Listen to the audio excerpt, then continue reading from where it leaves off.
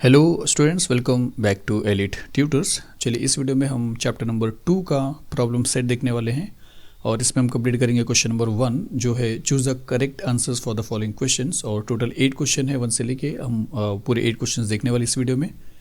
तो चलिए first question क्या लिखा है कि which one is the quadratic equation. तो आपके पास 4 ऑप्शन है और आपको ये बताना है कि इसमें से करेक्ट ऑप्शन कौन सा है और आपको ये बताना है कि इन 4 इक्वेशन में से कौन सा ऐसा इक्वेशन है जिसको आप क्वाड्रेटिक इक्वेशन बोलेंगे। तो ऑलरेडी आपने पहले भी किया है, क्योंकि अगर आप प्रॉब्लम सेट सॉल्व कर रहे हो तो इसका मतलब है कि आपने प्रैक्टिस सेट ऑलरेडी कंप्लीट किया है। तो क्वाड्रेटिक इक्वेशन होने के लिए जो भी वेरिएबल होता है उसको सिंप्लीफाई करने के बाद उसका जो हाईएस्ट पावर है वो 2 होना चाहिए।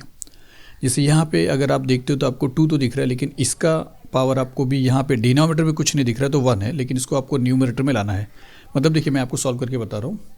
तो देखिए अगर ये 5/x minus 3 which is equal to x square है तो आपको डिनोमिनेटर से x को हटाना है, तभी आप ये फिक्स कर पाओगे कि ये क्वाड्रेटिक इक्वेशन है या नहीं है। तो इसको हटाने का मतलब है आप सबको x से मल्टीप्लाई करिए, इसको भी, फिर ये वाले टर्म को भी x से मल्टीप्लाई करिए और यहाँ तक कि इसको भी x से आपको मल्टीप्लाई करना पड़ेगा। 1 2 3 टर्म्स है, 3 के तीनों को आपको x से मल्टीप्लाई करना पड़ेगा। जहाँ पे अगर आप देखो तो ये दोनों कैंसिल होता है, यहाँ पे सिर्फ और सिर्फ 5 बचता है, ये माइनस रहेगा। 3 इंटू एक्स आपका 3x हो जाता है और which is equal to x square into x अगर आप करोगे तो एक्स क्यूब हो जाता है। फिर अगर आप अरेंज करते हो तो एक्स क्यूब को आप यहाँ पे रखिए, माइनस 3x अगर यहाँ पे जाएगा तो प्लस 3x हो जाएगा और प्लस 5 यहाँ पे आएगा तो माइनस 5 हो जाएगा और यहाँ पे कुछ नहीं बचता तो 0 बचता है। तो ये है उसका सिंप्लीफिकेशन। तो यहाँ पे आपको पता चलता है कि जो हाईएस्ट पावर है वो 3 है जबकि आपको 2 चाहिए, तो ये उस ऑप्शन आपका गलत है, तो ये आंसर नहीं है। सेकेंड अगर आप चेक करते हो तो यहाँ पे लिखा है x into x plus 5 which is equal to 2, तो आपको सॉल्व करना पड़ेगा। x इंटू एक्स ये मिल जाएगा आपको x square plus x into 5 ये हो जाएगा 5x और विच इज़ इक्वल टू 2 को यहाँ पे लाएंगे तो x square plus 5x minus 2 which is equal to 0। इसमें अगर आप वेरिएबल x का हाईएस्ट पावर देखोगे तो 2 है, तो ये उसका करेक्ट आंसर है। अगर इनकी बात करते हैं तो यहाँ पे आपको समझ में आएगा ये n है माइनस 1 है विच इज़ इक्वल टू 2n है, प्लस 2n को अगर आप यहाँ पे लाते हो तो n minus 2n minus 1 which is equal to 0, इसके पहले लिख दिया है। ये प्लस n है, ये माइनस n है, माइनस 2n है, तो प्लस और माइनस माइनस होता है तो 2n में से 1n अगर आप माइनस करते हो तो 1n बचेगा और ये ग्रेटर नंबर है तो माइनस साइन आ जाएगा, फिर minus 1 which is equal to 0। तो अगर आप पॉजिटिव भी करोगे तो अगर जैसे साइन को अगर आपको चेंज करना है तो ऐसा हो जाएगा ये n फिर plus 1 which is equal to 0। तो 0 को कोई साइन नहीं होता है, तो आप याद रखिए। तो यहाँ पे अगर आप हाईएस्ट पावर की बात करते हो तो 1 है, तो ये क्वाड्रेटिक इक्वेशन नहीं है। इसकी बात अगर करेंगे तो आपको एक्स स्क्वायर को रिमूव करना पड़ेगा। यहाँ पे सॉल्व करके देखते हैं, ये वाला है तो इसको देखिए, ये है 1/x square into x plus 2 which is equal to x. मैंने आपको बताया था कि आपको डिनोमिनेटर का जो वेरिएबल रहेगा उसको हटाना पड़ेगा, तो इसको हटाने के लिए आपको एक्स स्क्वायर से मल्टीप्लाई करना पड़ेगा। अब यहाँ पे आपको ये समझना है, यहाँ पे आपने तीनों टर्म को x से मल्टीप्लाई किया था, यहाँ पे आपको कितने टर्म से मल्टीप्लाई करना है, तो एक तो सिर्फ इससे मल्टीप्लाई करना है राइट साइड से एक्स स्क्वायर से, दूसरा एक ही से, देखिए 1/x square into x plus 2, सिर्फ इससे आपको एक्स स्क्वायर मल्टीप्लाई करना पड़ेगा। मतलब ऐसे नहीं कि इससे मल्टीप्लाई करना है इससे, क्योंकि ये टर्म और ये टर्म के बीच में यहाँ पे जो साइन है वो मल्टीप्लिकेशन का है, तो इससे पूरा एक टर्म समझा जाता है। और यहाँ पे ऐसा नहीं था, ये दोनों टर्म के बीच में माइनस साइन है और अगर प्लस साइन है तो ये 2 डिफरेंट टर्म हो जाएंगे और जितने टर्म्स रहेंगे आपको सबसे मल्टीप्लाई करना पड़ेगा। तो यहाँ पे 1 2 3 टर्म नहीं है बल्कि ये पूरा एक टर्म है, इसके लिए 1 टाइम एक्स स्क्वायर से आप मल्टीप्लाई कर रहे हो। तो यहाँ पर ये दोनों कैंसिल होता है, यहाँ पर एक्स प्लस 2 आता है विच is equal x into x square, ये मिल जाएगा आपको एक्स क्यूब। तो यहाँ पे अगर आप देखते हो तो हाईएस्ट पावर 3 मिल रहा है, तो इसका मतलब ये भी नहीं है, तो एक ही है, वो है ऑप्शन नंबर बी। चलिए फर्स्ट क्वेश्चन फिनिश होता है, चलते हैं सेकंड क्वेश्चन पे। तो चलिए सेकंड क्वेश्चन क्या बोला है कि out of the following equations which one is not a quadratic equation. वहाँ पे आपको कौन सा क्वाड्रेटिक इक्वेशन है ये क्वेश्चन पूछा था। यहाँ पे आपसे पूछा कि इन 4 ऑप्शन में से ऐसे कौन से इक्वेशंस है चारों में जो नॉट एक, मतलब जो क्वाड्रेटिक इक्वेशन नहीं है, मतलब जिसका हाईएस्ट पावर 2 नहीं रहेगा वही क्वाड्रेटिक इक्वेशन नहीं रहेगा। तो स्टार्ट करते देखते हैं, चेक करते हैं। तो बोर्ड एग्जाम में आपको रफ में फास्ट में करना पड़ेगा, कोई स्टेप आपको दिखाना है नहीं, डायरेक्टली आपको ऑप्शन बताना है। तो यहाँ पे तो मैं आपको सिर्फ सॉल्व करके दिखा रहा हूँ सो दैट आपको समझ में आ जाए। तो अगर इसको देखेंगे तो ये है x square plus 4x which is equal to 11 plus x square. ये दोनों लाइक टर्म है क्योंकि इसका भी पावर 2 है, इसका भी पावर 2 है।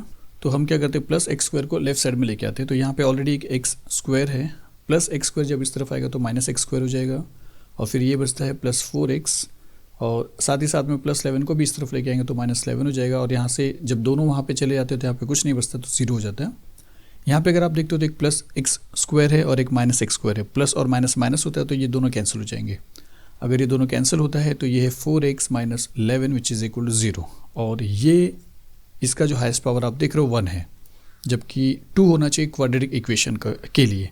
मतलब ये एक क्वाड्रेटिक इक्वेशन नहीं है, और आपसे यही पूछा है कि which one is not a quadratic equation, तो ये आपका आंसर है। लेकिन आप ये भी चेक कर लीजिए, ये देखिए आपको साफ साफ समझ में आ रहा है। x² which is equal to 4x है, 4x को यहाँ पे लाते हो आप तो x² - 4x which is equal to 0। यहाँ पे वेरिएबल का हाईएस्ट पावर 2 है, तो ये क्वाड्रेटिक इक्वेशन है, मतलब है, लेकिन हमारे लिए ऑप्शन में रॉन्ग है। ये भी क्वाड्रेटिक इक्वेशन है क्योंकि 5² है, यहाँ पे लाएंगे आप तो 5x² - 90 हो जाएगा विच इज़ इक्वल टू 0। तो ये क्वाड्रेटिक इक्वेशन है, लेकिन ऑप्शन के लिए नॉट बोला है, तो ये हमारा ऑप्शन रॉन्ग हो जाएगा। इसको अगर सॉल्व करते हैं तो 2x - x² which is equal to x² + 5 plus x² को यहाँ पे अगर आप लाते हो तो 2x - x² ये है, और ये यहाँ पे आएगा तो वो भी -x² हो जाएगा, +5 यहाँ पे आएगा तो -5 हो जाएगा, और वहाँ से जब दोनों इधर आ जाएंगे तो 0 हो जाएगा। ये 2x सेम है, -x² और -x², ये देखिए ये +x² और -x² इक्वल के लेफ्ट साइड में दोनों थे, तो दोनों का अपोजिट साइन था, हमने कैंसिल कर दिया। यहाँ पे दोनों का अपोजिट साइन नहीं है, माइनस और माइनस प्लस होता है, तो -1x² और -1x² ये मिल जाएगा -2x² और फिर -5 विच इज़ इक्वल टू 0। अगर आप अरेंज करोगे इसको पहले इसको बाद में तो हाईएस्ट पावर आपको 2 दिखेगा, मतलब ये क्वाड्रेटिक इक्वेशन है, और हमसे क्वाड्रेटिक इक्वेशन नहीं है बोला है। तो सिर्फ ये एक ऐसा ऑप्शन था जो क्वाड्रेटिक इक्वेशन नहीं था, बाकी सारे के सारे इक्वेशन क्वाड्रेटिक इक्वेशन है, तो इसका आंसर है ऑप्शन नंबर 1। चलिए इसके बाद थर्ड क्वेश्चन देखते हैं। तो चलिए थर्ड क्वेश्चन क्या लिखा है, the roots of x² + kx + k is equal to 0 are real and equal. मतलब जब k का वैल्यू यहाँ पे रखा गया था या ओरिजिनल में था, और जब उसको सॉल्व किया गया तो उसके जो आंसर आते थे वो रियल और इक्वल थे। तो अब अगर वो नंबर हटा दिया गया है तो आप बताइए कि उसके प्लेस पे अगर k लिखा है तो वो k क्या था, वो आपको फाइंड आउट करना है। तो रियल और इक्वल का क्या मतलब है, सबसे पहले तो ये हम लिखेंगे कि the roots are real and equal. इसके जो भी रूट्स थे, जो भी दो आंसर्स आते थे वो रियल और इक्वल थे, मतलब सेम थे और रियल थे। तो अगर रियल और इक्वल होता है तो आपको मालूम है कि डेल्टा का वैल्यू 0 होता है, क्योंकि अगर रियल और अनइक्वल है तो डेल्टा का वैल्यू 0 से बड़ा होता है, और अगर नॉट रियल है तो डेल्टा का वैल्यू यहाँ पे माइनस नेगेटिव आ जाता है। डेल्टा का मतलब आपको ये भी पता होगा, b² - 4ac। इस इक्वेशन में जो b है, इस इक्वेशन में जो a है, इस इक्वेशन में जो c है, उसको पूरा इस पैटर्न में अगर आप सॉल्व करोगे तो 0 आएगा अगर रूट रियल और इक्वल होता है। ये सब कुछ ऑलरेडी हो चुका है पहले, इसलिए मैं आपसे रिक्वेस्ट करता हूँ कि अगर आप ये चीज़ फर्स्ट टाइम देख रहे हो तो आप पहले लेसन कंप्लीट करिए, तब आप प्रॉब्लम सेट सॉल्व करिए। तो अगर b² - 4ac है तो सब 0 है, क्योंकि रियल और इक्वल का मतलब 0 है, मतलब 0 आता है b² - 4ac का वैल्यू जब तभी वो रियल और इक्वल होता है, ये आपको बताना है। तो अब हमको करना क्या है कि हम इसमें से b का वैल्यू निकालेंगे k, उसको स्क्वायर करेंगे, a का वैल्यू निकालेंगे 1, उसको स्क्वायर करेंगे, और c का वैल्यू निकालेंगे k और उसको स्क्वायर नहीं सॉरी ये यहाँ पे सब्स्टिट्यूट करेंगे और सॉल्व करेंगे, और फिर उसी में आपको k का वैल्यू मिल जाएगा। तो हम लिखेंगे comparing with ax² + bx + c = 0। तो अगर ax² से कंपेयर करते हैं इसको ax², तो x² सेम है, a के प्लेस पे 1 है, तो आपको a का वैल्यू मिल जाएगा 1। तो आप यहाँ पे लिखोगे a का वैल्यू 1, और फिर bx में x को अगर छोड़ोगे तो b के प्लेस पे k है, तो b का वैल्यू k होता है, और उसके बाद जो रहेगा वो c रहेगा, तो उसके बाद k है तो c का वैल्यू भी k है। अब आपको सॉल्व करना है, तो b² - 4ac, तो b² मतलब k², तो देयरफॉर हम बोल सकते हैं कि देयरफॉर b² - या आप डायरेक्टली सॉल्व करिए, या ऐसा लिखते हैं कि b² - 4ac which is equal to 0, उसके बाद सब्स्टिट्यूट करते हैं। तो b² के प्लेस पे आप लिखोगे k², फिर -4 × a × c है, तो 4 × a आपके पास 1 है, तो 4 × 1 × c आपके पास k है, तो यहाँ पे आ जाएगा k और विच इज़ इक्वल टू 0।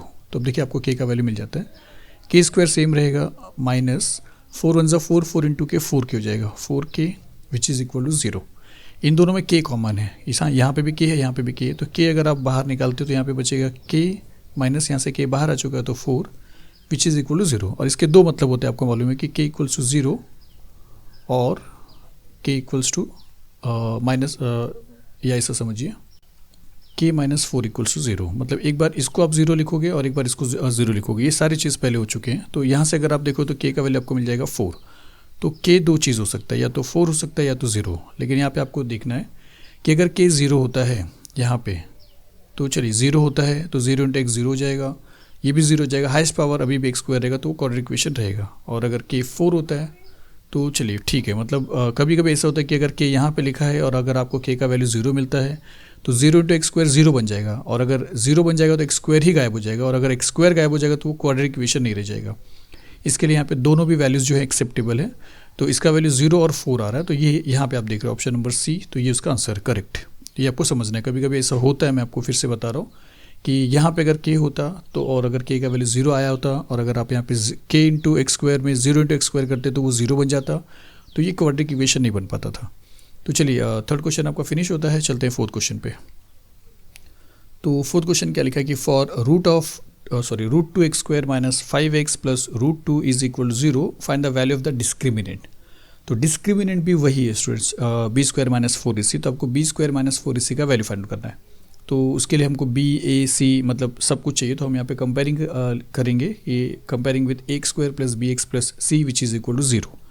तो ए का वैल्यू क्या मिल जाएगा, क्योंकि ए एक्स स्क्वायर मैं आपको बार बार बता रहा हूँ जबकि आपका हो चुका है x square root 2 x square, तो ए के प्लेस पे रूट 2 है, तो ए का वैल्यू मिल जाएगा आपको रूट 2।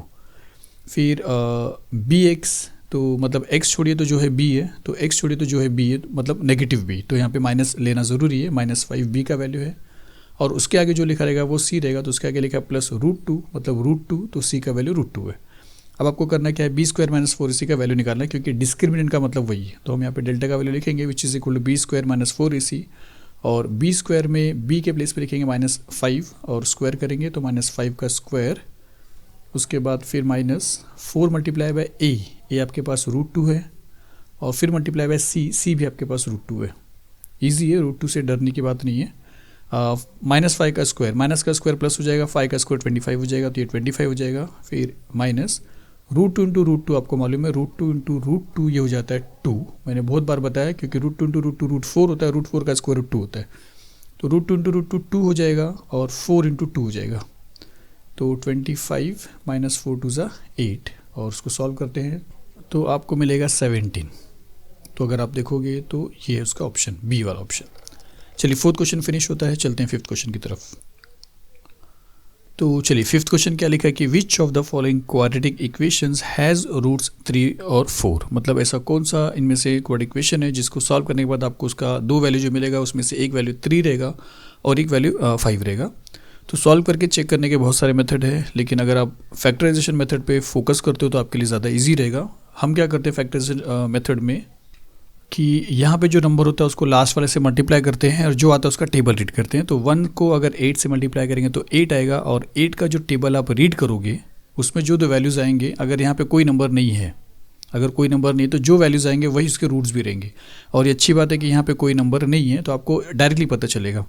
तो 8 का टेबल 8 1 8 आता है, और यहाँ पे देखिए प्लस करके लिखा है, तो प्लस करने पे आपको मिडिल नंबर आना चाहिए। तो 8 + 1 9 होता है, जो कि नहीं मिल रहा है 15, और माइनस करके नहीं चलेगा। दूसरा 8 4 के टेबल में आता है, 4 2 8, और 4 + 2 अगर आप करते हो तो 6 आता है, जो कि आपको 15 चाहिए।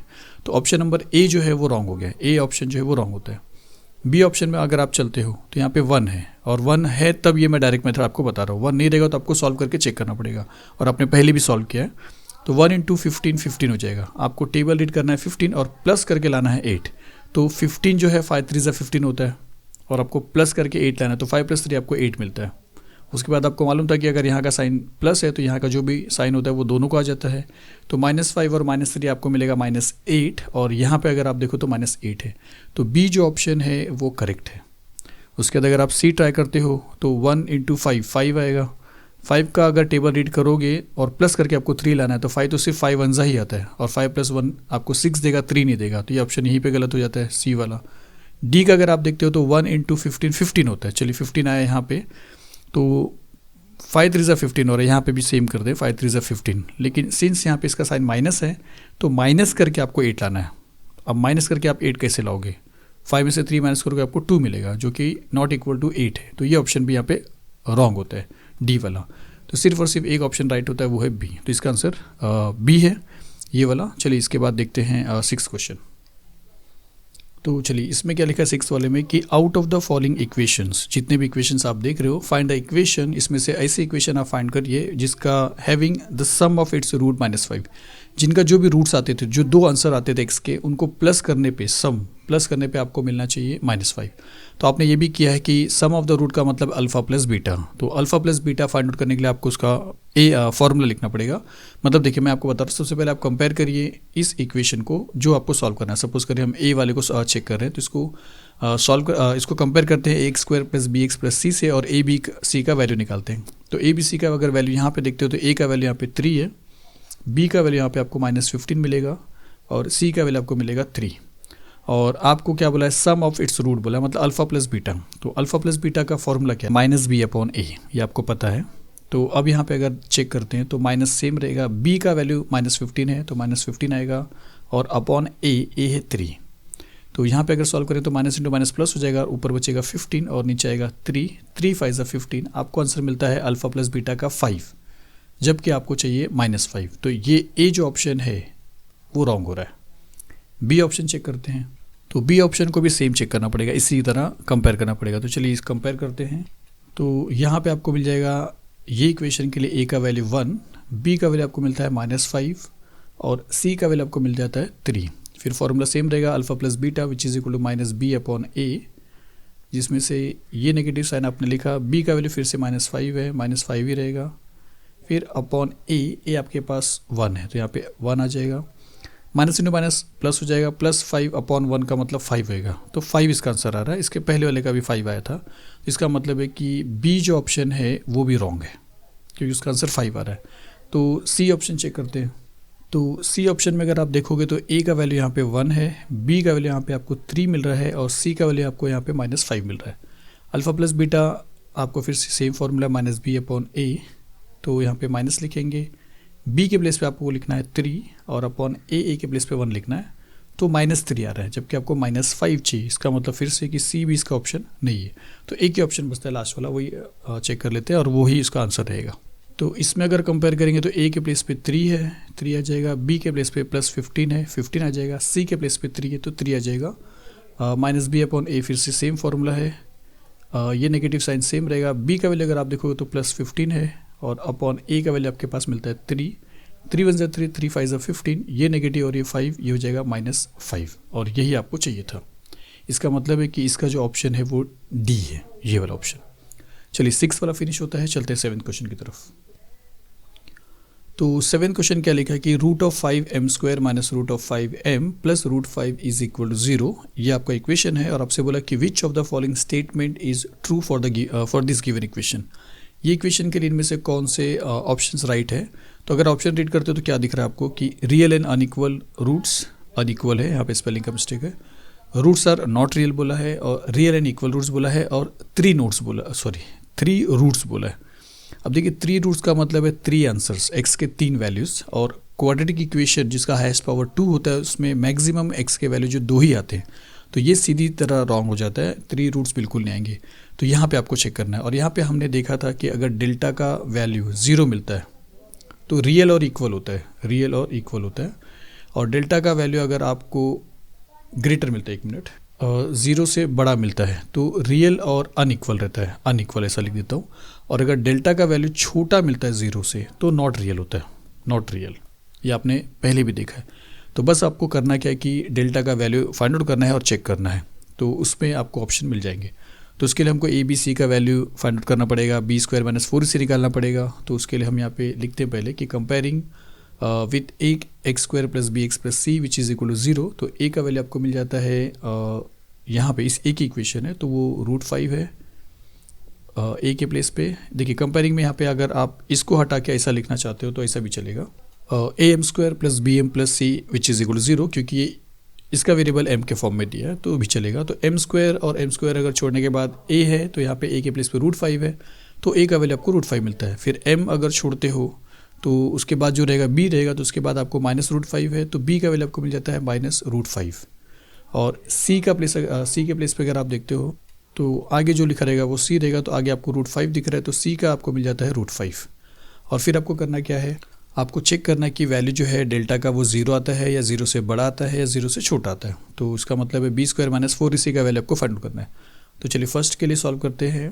तो बी स्क्वायर में आपको मिल जाएगा -√5 का स्क्वायर, फिर -4 इंटू ए के प्लेस पे आपको मिलेगा √5, तो यहाँ पे आएगा √5, और सी के प्लेस पे आपको मिल जाता है फिर से √5, तो यहाँ पे आएगा √5। यहाँ पे अगर आप स्क्वायर करते हो तो माइनस का स्क्वायर प्लस हो जाएगा, √5 का स्क्वायर √25 आएगा, √25 का मतलब 5 हो जाएगा, फिर ये माइनस सेम रहेगा, ये 4 रहेगा, √5 टू √5 फिर से 5 हो जाएगा, तो 4 इंटू 5। फिर यहाँ पे अगर आप देखते हो तो ये 5 सेम रहेगा, -4 5 20, और 4 5 20 में 5 माइनस 20 करेंगे तो आपको -15 मिलेगा, और -15 अगर आप देखते हो तो डेल्टा जो है वो छोटा आ रहा है किससे, 0 से, क्योंकि नेगेटिव आ रहा है, तो इसका मतलब नॉट रियल है। और अगर नॉट रियल है तो इसका option roots are not real C वाला है, तो सी ऑप्शन उसका राइट है। बाकी सब रॉन्ग हो जा रहे, 3 रूट्स तो आएगा नहीं क्योंकि क्वाड इक्वेशन के 2 रूट्स होते हैं, और रियल और इक्वल नहीं आया बिकॉज आपको डेल्टा का वैल्यू 0 नहीं मिला, रियल एंड अनइक्वल नहीं आया क्योंकि आपका वैल्यू डेल्टा से आपका वैल्यू 0 से बड़ा नहीं मिला। चलिए 7th क्वेश्चन फिनिश होता है। अब इसको प्रॉब्लम सेट का इस वीडियो का लास्ट क्वेश्चन देखते हैं, 8th वाला क्वेश्चन। तो देखिए 8th क्वेश्चन क्या लिखा कि one of the roots of equation x² plus mx minus 5 is equal to 0 is 2। तो आपको बोला कि m फाइंड आउट करो। देखिए मैंने आपको बोला था क्वाड इक्वेशन के 2 रूट होते हैं, 2 आंसर्स होते हैं, जिसमें से एक आंसर आपको दे दिया 2। तो आपको बताना है कि फिर दूसरा आंसर नहीं बताना है, आपको बताना है कि फिर ये m के प्लेस पे आखिर कौन सा नंबर रहा होगा, ऐसा बताना है। तो ये एक इजी सम्स है, और ऐसा सम्स आपको सेकंड वीडियो में भी मिलने वाला है। क्वेश्चन नंबर 2 में आप याद रखना कि जब भी एक रूट दिया रहता है तो आपको करना क्या है। अगर एक रूट दिया है, जैसे यहाँ पे एक रूट दिया है 2, तो आपको करना क्या है, जहाँ जहाँ x देख रहे हो वहाँ पे आपको 2 लिखना है, आपको m का वैल्यू मिल जाएगा। तो यहाँ पे हम लिखेंगे कि as x is equal to 2 is one of the root of the given quad equation.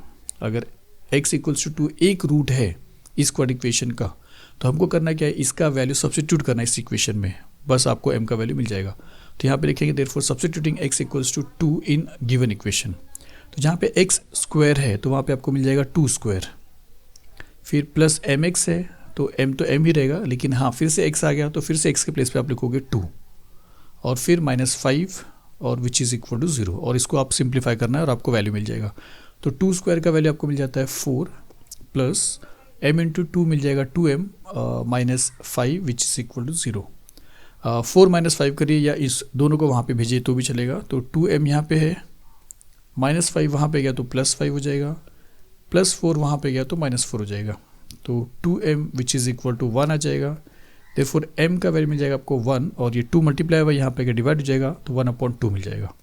तो 1/2 अगर आप देखते हो तो ऑप्शन नंबर सी इसका जो है वो करेक्ट है, बाकी सारे ऑप्शंस रॉन्ग है। तो चलिए इस वीडियो में हमको यहीं तक देखना था, जल्दी आपको मिलने वाला है इसके बाद वाला भी वीडियो। तो चलिए मिलते हैं नेक्स्ट वीडियो में। Thank you very much.